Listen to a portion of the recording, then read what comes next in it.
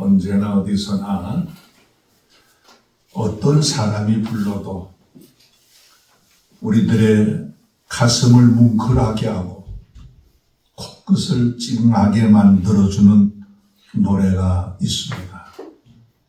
그것은 바로 양주동 박사가 작사하고 이응렬 선생이 작곡한 어머니 마음이라고 하는 노래입니다.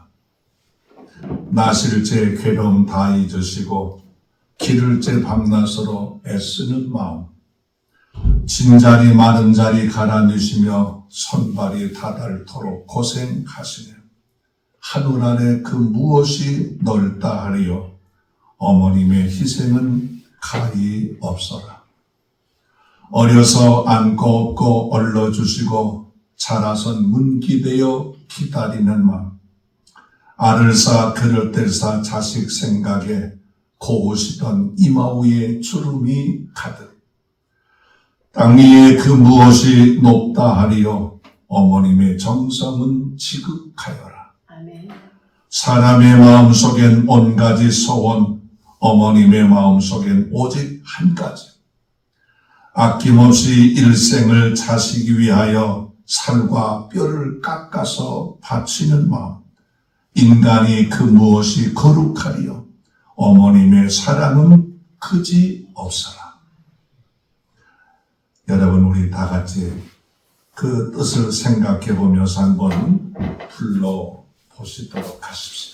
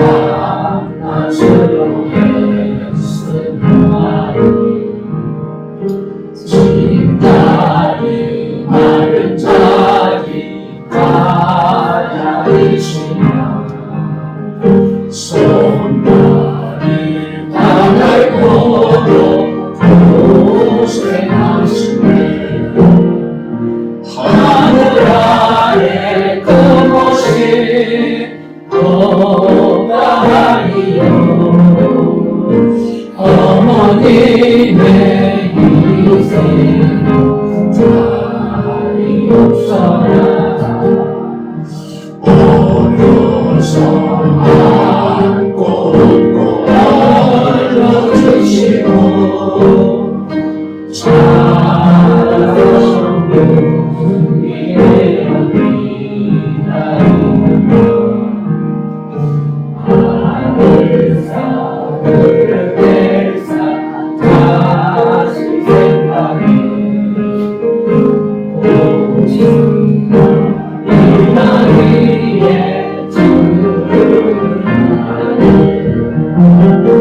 땅 위에 그것이 높다 하리요. 어머님의 정성 지극하여라. 사랑의 마음속에 온가지 소원, 어머님의 마음속에 오직 한 가지. 아낌없이 일생을 자식 위하여 살과 뼈를 깎아서 바치는 인간의 그 무엇이 거룩하리요. 어머님의 사랑 그지 없어라.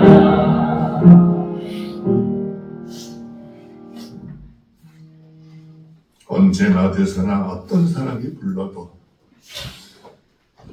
자신의 가슴을 뭉클하게 하고 코끝을 찡긋하게 만들어주는 것은 모든 사람들이 어머님의 은혜와 희생적인 사랑 가운데 살았기 때문인 줄 압니다.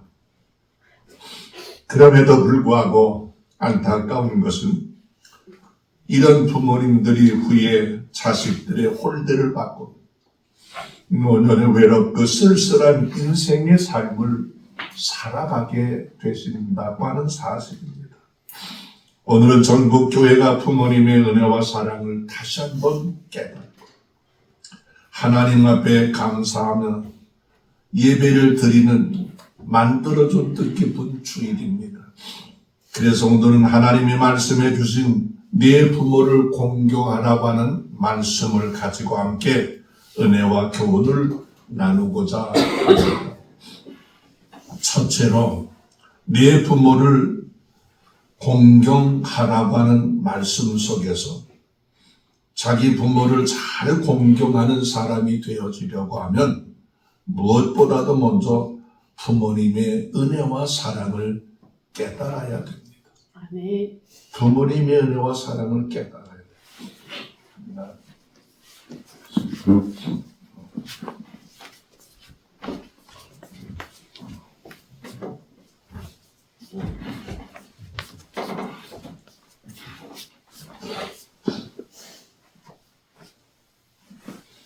제가 교회에서 심호할 때도 이 어버이 주일만 되면 자꾸 눈물이 나오고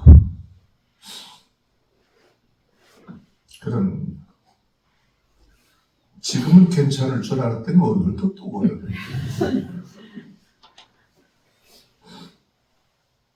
자기 부모를 잘 공경하는 사람이 되어지려고 하면 가장 중요한 것은 자기 부모님의 사랑과 은혜를 깨달아야 해요.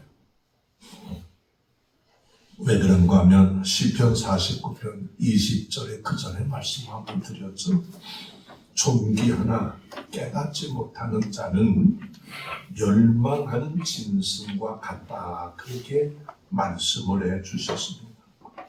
사람이 하나님의 형상으로 지음을 받았기에 존귀한 존재이나 그 은혜와 사랑을 깨닫지 못하면 사람이 사람으로서의 역할과 책임을 다하지 못하고 오히려 개나 되지만도 못한 어리석고 부끄러운 생활을 하기 때문에 깨닫지 못하는 자는 멸망하는 짐승과 같다. 이렇게 말씀해 주신 것입니다.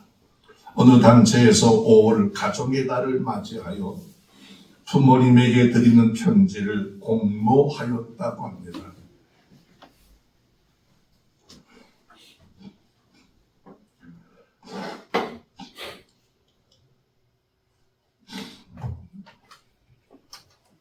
여기서 아버지 죄송해요 라고 하는 제목으로 쓴 어느 주부의 글이 당선이 되었습니다.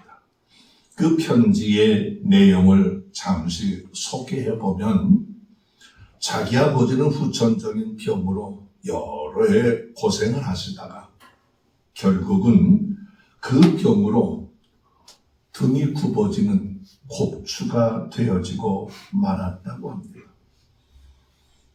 어려서는 잘 몰랐지만 자기가 성장하여 학교를 다니면서 그런 자기 아버지의 모습에 대한 어떤 불만감이랄까 부끄러움을 느끼고 있었다고 합니다.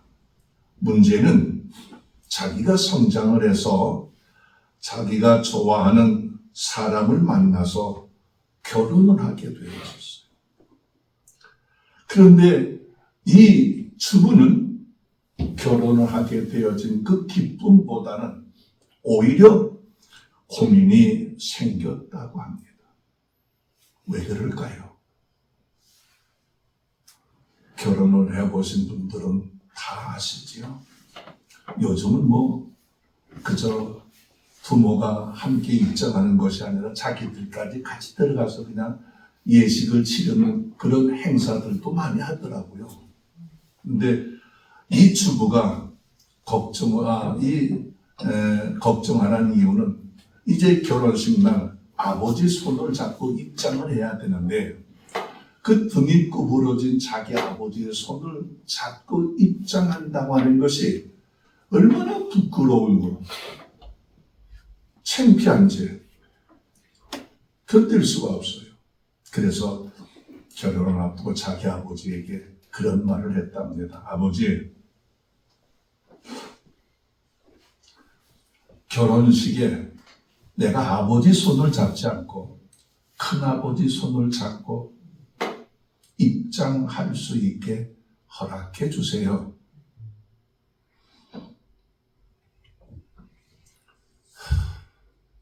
그랬더니 그 아버지가 말없이 고개를 끄덕입니다. 결혼식 날 자기 아버지는 몸이 불편하다고 하는 이유로 불참을 하게 되었고, 그 대신 자기는 큰아버지의 손을 잡고 입장을 해서 결혼식을 마치게 되었다고 합니다. 그 후 자기 아버지는 몇 날 며칠간 방 안에 누워서 괴로워하셨다는 겁니다. 그럼에도 불구하고 결혼한 자기 딸이 임신을 해서 입덧을 한다는 말과 자기 딸이 평상시 잘 먹던 장아찌가 먹고 싶어 한다는 말을 들은 이 아버지는 불편한 자신의 몸으로 장아찌를 준비해서 자기 딸이 사는 먼 동네까지 갔습니다. 건강하지 못한 자신의 몸을 사돈 식구들에게 보이지 않으려고 들고 간 물건을 마을 구멍가게에 맡기고 자기 고향으로 이 아버지는 다시 내려가셨습니다. 불편한 몸으로 먼 길을 마다하시고 딸네 집을 찾아갔으나 자기 딸의 얼굴을 보지도 못하고 달리는 버스 차장을 내다보면서 눈물을 흘리며 내려가셨을 자기 아버지를 생각하니 가슴이 미어지는 것과 같은 아픔과 부끄러움을 갖게 되었다고 합니다. 이 딸은 어버이날을 맞이하여 자기 아버지의 깊은 사랑을 깨닫지 못하고 철없는 어리석은 행동을 해왔던 자신의 지난날의 잘못을 깨닫고 용서를 비는 마음으로 이 글을 쓰게 되어졌다고 합니다. 그렇습니다. 부모님을 잘 공경하려면 무엇보다도 부모님의 은혜와 희생적인 사랑을 먼저 깨달아야만 합니다.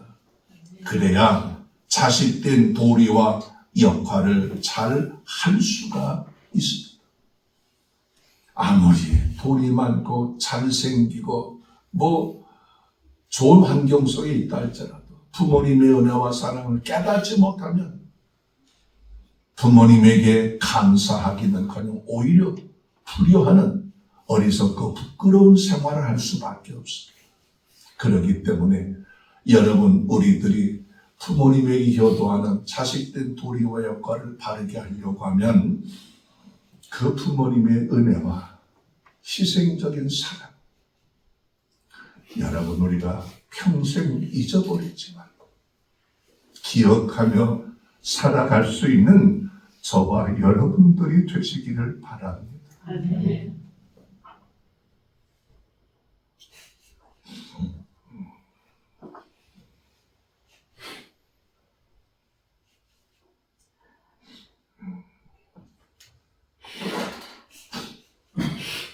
두 번째, 자기 부모님을 잘 공경하려고 하면 자기 부모님의 소중함을 깨달아야 됩니다.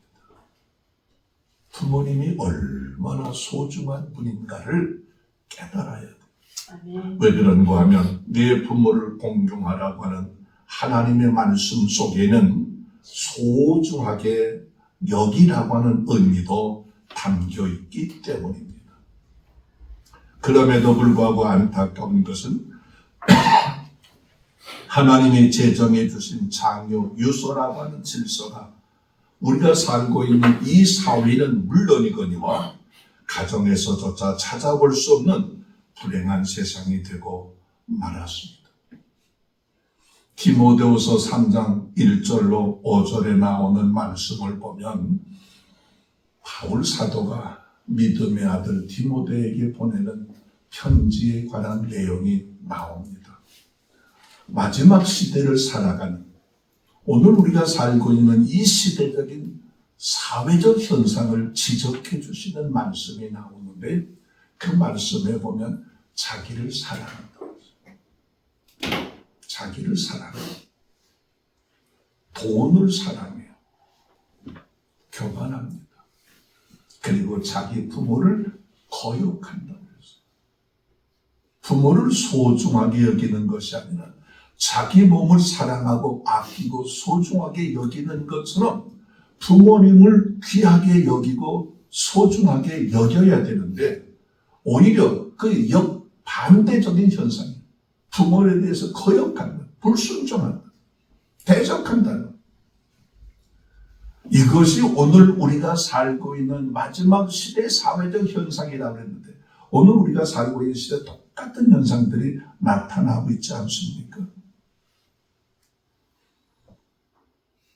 이와 같은 상황 속에서도 우리는 언제나 자기 부모님의 소중함을 잊어버리지 말고 늘 기억하며 살아갈 수 있게 되어지기를 바랍니다. 안동 출신의 시인이며 서울대학교 명예교수였던 유한진 박사가 쓴 바람편지라고 하는 글에 이런 내용이 나옵니다. 시골에서 소를 팔고 논을 팔아서 하나밖에 없는 아들 공부 뒷바라지 한 부모님에 관한 내용입니다. 이와 같은 부모님의 도움으로 이 아들은 어려움을 모르고 대학을 졸업하게 되어졌고 좋은 직장에 들어가게 되어졌고 자기 마음에 드는 여자와 결혼을 해서 아들까지 낳게 되어졌습니다. 자기 아들이 성공만 하면 자기 부모를 용상에라도 앉혀줄 수 있게 만들어 줄 줄 알고 이 부모들은 아들을 위해서 모든 것을 다 내어주었다고 합니다. 그런 어머니는 아들로 인한 호강 한 번 해보지 못하고 일찍 병으로 세상을 떠나게 되었죠. 홀로 남은 아버지가 몇 년 만에 큰 마음을 먹고 자기 아들이 사는 서울집에 올라가게 되었습니다. 이 아버지는 며느리에게 잘 보이려고 자기가 농사 지은 것 중에 가장 좋은 것들을 골라서 보따리를 싸가지고 올라가 며느리 앞에 내려놓았습니다. 그러나 이 며느리는 고마운 표정은 하나도 없고 오히려 귀찮은 듯 이런 것은 잘 먹지 않는다고 거들떠보지도 않더라는 겁니다.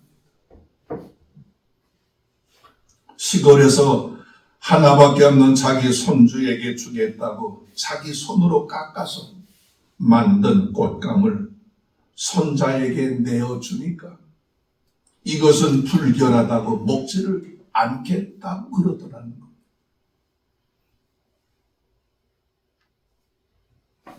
어린 손자는 할아버지보다는 오락을 좋아하고 할아버지보다는 텔레비전을 더 좋아했다. 아파트 생활이 답답해서 잠시 밖에 나갔다 들어오면 강아지는 제 시간 맞춰서 밥을 주면서도 할아버지의 식사는 아무도 챙겨주는 이가 없었다고 합니다. 때로는 마른 빵 한 조각으로 비닐을 때우고 국물 있는 음식을 먹고 싶어도 말할 수가 없는 처지가 되었다고 합니다. 특히 목이 말라 부엌이라도 들어가면 파출부가 기겁을 하면서 들어오지 말라고 이야기를. 할아버지가 외출이라도 하고 돌아오면 어디 갔다 오느냐고 묻는 사람도 없었고 열쇠가 없어서 문을 열어달라고 초인종이라도 누르면 파출부가 귀찮다는 표정으로 나와서 대문을 열어 주었다고 합니다. 이 할아버지가 10여일간 아들 집에 머물러 있는 동안 아들 집안의 구조를 살펴보니까 손자가 1번이요, 며느리가 2번이며 아들이 3번이요, 강아지가 4번이고 파출부가 5번이고 자기가 6번이더랍니다.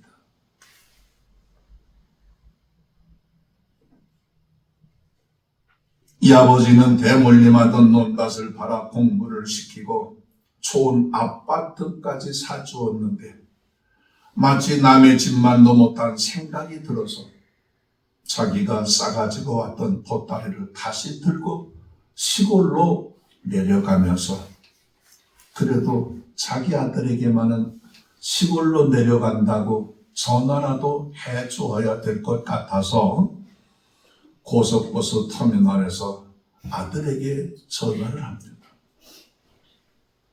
아들이 전화를 받습니다. 이 아버지가 3번아 자기 거라 6번은 내려간다. 여러분 3번이 누굽니까? 아들이에요. 6번이 누굽니까? 아버지. 3번아 자기 거라 6번은 내려간다.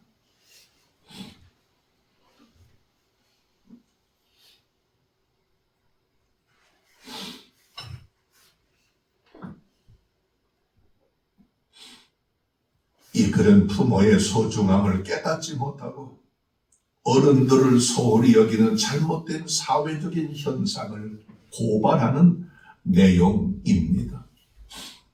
예수 믿는 사람들은 언제나 세상이 어떻게 변하든지 하나님의 말씀처럼 언제나 어디서나 어른들을 존경하고 자기 부모를 소중하게 여길 줄 아는 삶을 살아야만 합니다. 왜 그럴까요? 이런 삶의 모습을 우리가 믿는 예수님이 직접 우리들에게 보여주시고 가르쳐 주셨기 때문입니다.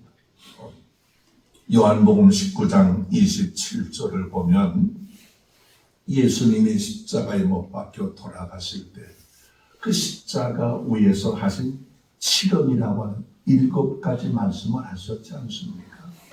그 7언 가운데 한 가지가 나옵니다.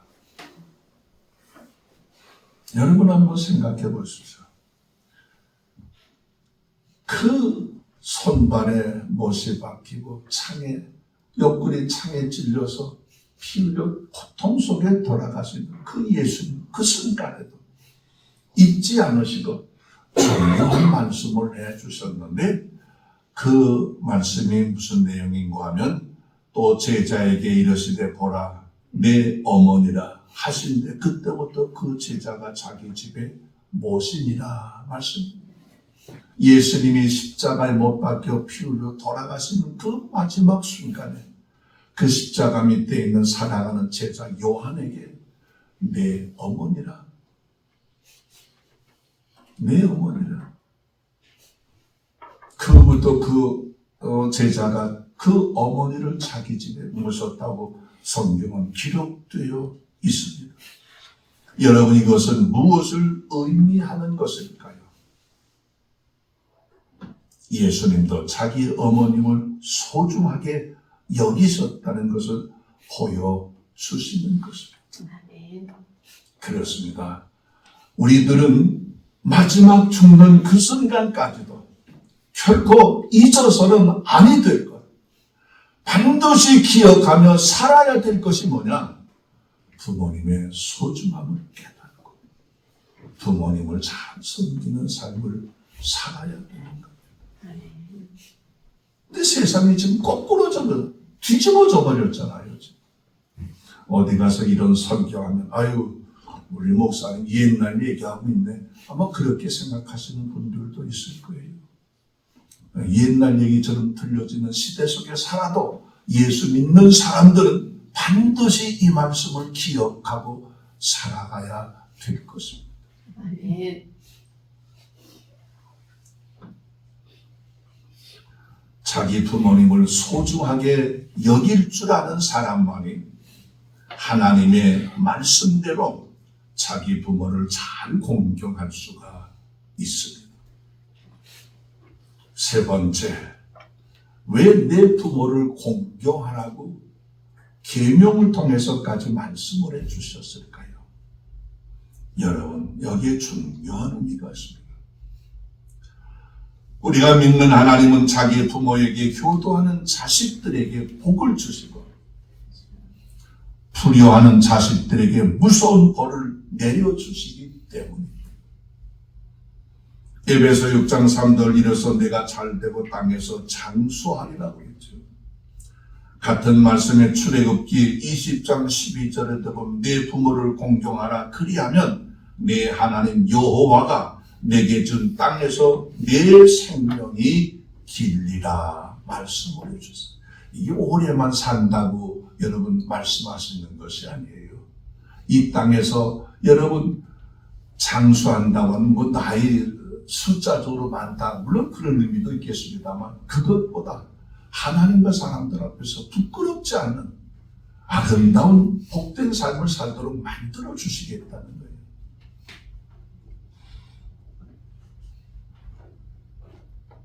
그렇기 때문에 아무리 어렵고 힘든 여건과 상황 속에 있더라도 예수 믿는 사람들은 자기 부모를 공경하는 아름다운 삶을 살라고 말씀해 주신 거예요.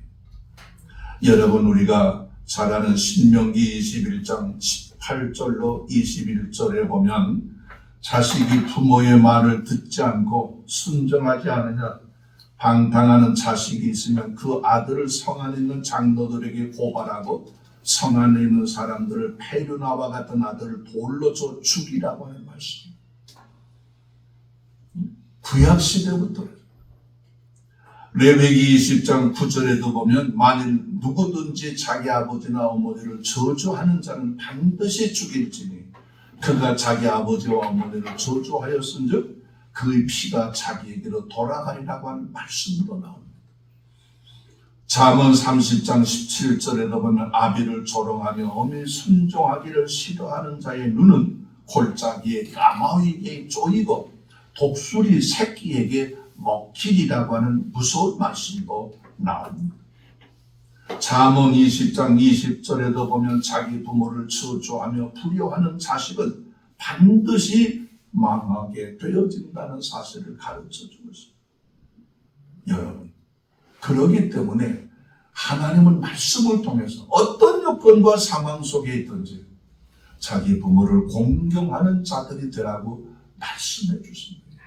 신구약 어디를 봐도 자기 부모를 공경하지 못하고 불효하는 자식들이 잘 된다는 말씀이 하나도 없습니다. 아멘. 창세기 9장에 나오는 노아에 관한 말씀이 있습니다. 노아에게는 3명의 아들이 있었죠. 함과 셈과 야벳. 똑같은 부모 밑에서 태어난 자식인데 여러분, 셈과 야벳은 자기 부모의 축복을 받아서 잘 되어지잖아요. 그런데 그 중에 아들 하나, 함은 오히려 자기 부모의 축복을 받지 못하고 저주를 받습니다. 그래서 다른 형제들의 종이 되어지는 거예요. 종. 똑같은 자식인데 여러분, 사무엘상 2장에도 보면 같은 시대에 살았던 사무엘, 하나님의 축복을 받아서 이스라엘의 유명한 사사가 되었지만 좋은 환경 속에서 살았던 흠리와 비느하스는 어떻게 되어졌습니까? 전쟁에 나가서 비참하게 죽을 뿐만 아니라 그 집안이 완전히 망하게 되어집니다. 왜 그렇게 되어졌는지 성경은 우리들에게 가르쳐 주고 있습니다. 첫째는 하나님을 소홀히 여겼기 때문에, 두 번째는 자기 아버지 말씀을 거역하였기 때문에, 룻기에도 보면 같은 집안의 며느리였지만 개인의 행복을 위해서 시어머니를 떠난 큰 며느리는 그 후에 이름조차 찾아볼 수가 없어요. 그러나 둘째 며느리는 자신의 행복을 포기하고 끝까지 자기 시어머니를 섬기며 먹을 것이 없어서 남의 집 밭에 가서 떨어진 이삭을 주워다가 자기 시어머니를 공경했던 둘째 며느리는 어떻게 되어졌습니까? 하나님의 축복을 받아서 다윗의 조상이 되어졌고 예수님의 족보의 이방 여인으로서의 그 이름이 기록되는 놀라운 역사를 가져오게 만들어 주었던 것을 볼 수가 있습니다. 과거의 기독교는 조상에 대한 제사를 드리지 않는다고 하는 이유 때문에 많은 어려움을 당했습니다. 얼마나 많은 사람들이 초창기 여러분 죽임을 당했으면 순교했어요. 그리고 고난을 당했습니다.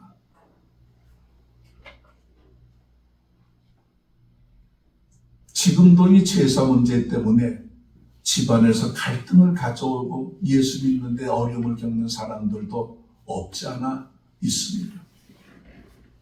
그러나 기독교는 돌아가신 부모님에게 제사하는 것보다 더 중요한 효를 가르치는 모범적인 종교로 자기 부모님이 살아계실 때 효도하는 것을 가르치는 아주 대표적인 종교라고 하는 사실을 우리가 분명히 알아야 됩니다. 부모님이 돌아가신 후에 소를 잡고 돼지를 잡은들 무슨 소용이 있습니까? 자기 부모님이 살아계실 때 말 한마디라도 친절하게 해드리고 물 한 그릇이라도 대접하는 것이 훨씬 더 중요한 것입니다. 왜 우리들이 어렵고 힘들고 바쁘다고 하는 이유로 적당하게 살지 아니하고 하나님의 말씀을 철저하게 지켜야 하는지 여러분 그 의미를 우리가 다시 한번 생각해 볼 수 있게 되어지기를 바랍니다. 저는 세 가지로 여러분 그 이유를 설명드리면서 말씀을 마치려고 합니다. 첫째는 그래야 후회하지 않습니다. 그래야 후회하지 않습니다.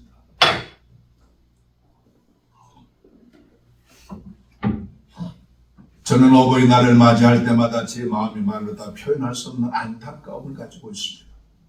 나는 카네이션을 받을 수 있지만 내 손으로 카네이션을 다 드릴 수 있는 부모님들이 안 계시기 때문에 목회하면서 멀리 떨어져 있다는 핑계로 살아계실 때 제대로 보살펴 드리지도 못했고 자주 찾아뵙지도 못했습니다. 그래서 좀 더 잘해드려야 되겠다 이런 생각을 갖게 됐을 때 이미 부모님이 세상을 떠나셨어요. 아무 소용이 없어요.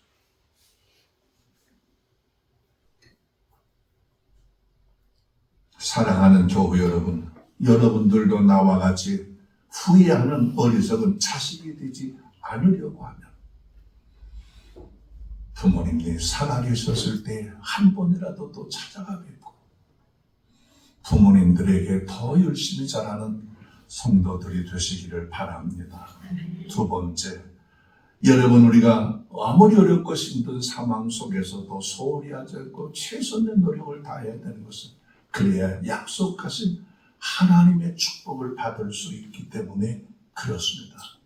디모데전서 5장 4절에도 보면 만일 어떤 과부에게 자녀나 손자들이 있거든 그들로 먼저 자기 집에서 효행하여 부모를 보답하기를 배우게 하라.